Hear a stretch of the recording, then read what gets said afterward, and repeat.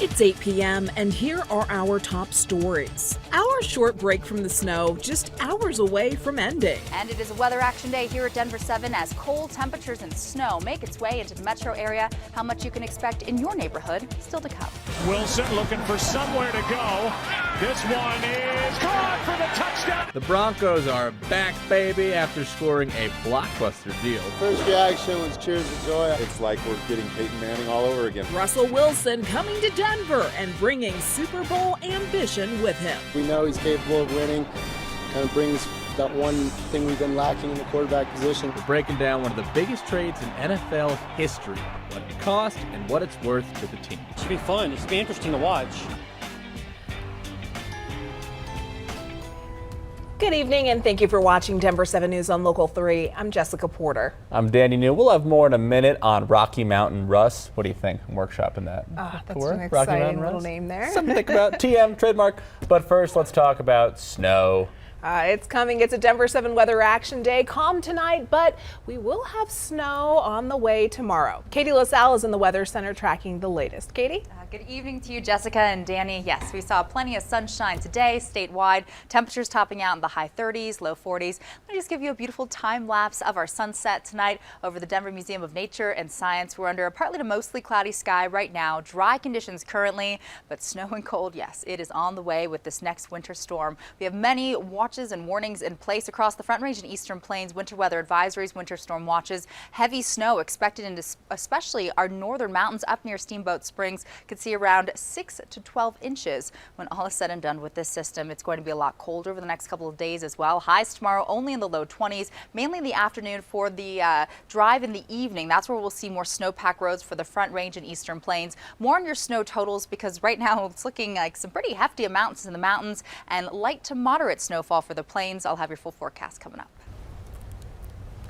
Thank you, Katie. And for the Broncos, it's been 6 straight years of, hey, maybe he'll develop, but finally the team has a proven quarterback to lead the squad. This is exciting. It could all change this year with the addition of 9-time Pro Bowl quarterback Russell Wilson from the Seattle Seahawks. So tonight we're taking a look at who the Broncos had to give up in order to land Wilson. But who wants to start with sacrifices? Let's get to the optimism first. Ivan Rodriguez was at Empower Field in Mile High Stadium today to get a reaction from Broncos country.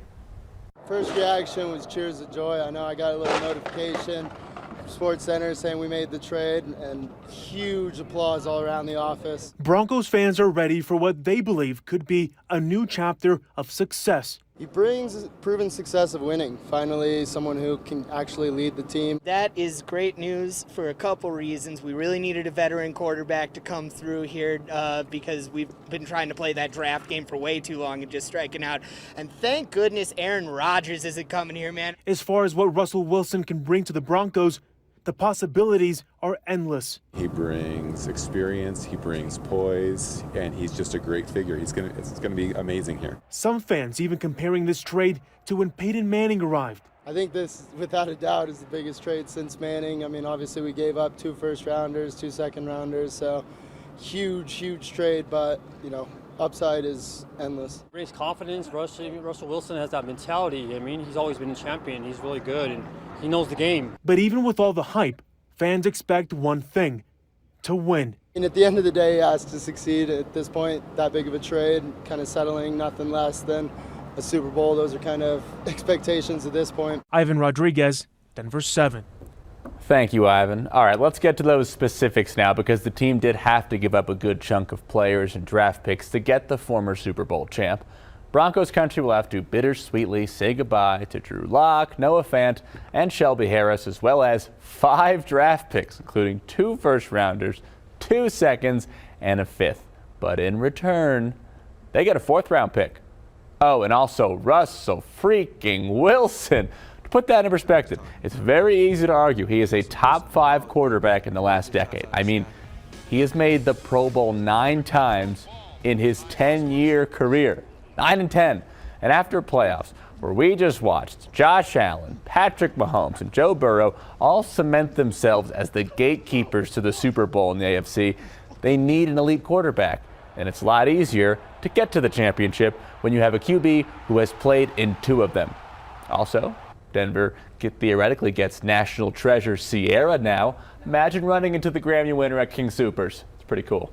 Hoping for that, maybe Cherry Creek. Well, Wilson joining the Broncos just increased the Broncos' odds to win the Super Bowl. DraftKings now has the Broncos tied with the 49ers for 5th highest odds to get the Lombardi next year. The Broncos also have the 3rd highest odds to win the AFC West. We'll have much more coming up in sports, but in the meantime, Broncos insider Troy Rank is breaking down everything you need to know about the Wilson trade right now on thedenverchannel.com.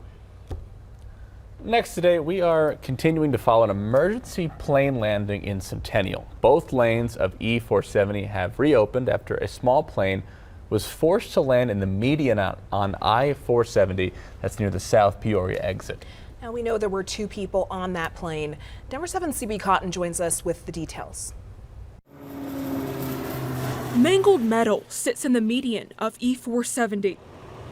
But as crews worked to move it, it was a reminder of the miracle that occurred just before 2:30 p.m. I don't know if you heard what just happened. Put eyes on it and let us know anything you might see. What we know is the plane was flying at very low altitude right by the sign, and before it could hit any cars or anything like that, the pilot was able to land the plane without crashing into anyone. And after air traffic controllers watched the single-engine plane make the emergency landing, looks like he's right between the 2 sections of the highway. They'd also watched the people on board walk out alive. Looks like everybody's out of the airplane, but I can't tell for sure. There were 2 people on board, both safely walked away. They had minor injuries. The cause of the crash unknown at this time, but when crews with South Metro Fire Rescue arrived, the plane's engine was on fire. The plane's previous owner telling Denver 7 Tuesday evening he had sold the plane only 30 days ago. Now the NTSB will deliver the final word on what caused the crash, one where no one was hurt. I think this is a win. I think this is a miracle that 2 people walked away from the crash and that they didn't hit anybody else. In Douglas County, I'm CB Cotton, Denver 7. Thank you, CB. And moving on, the cities of Aurora and Denver are teaming up to get guns off the streets. Today's city council members in both cities launched a collaborative gun buyback program.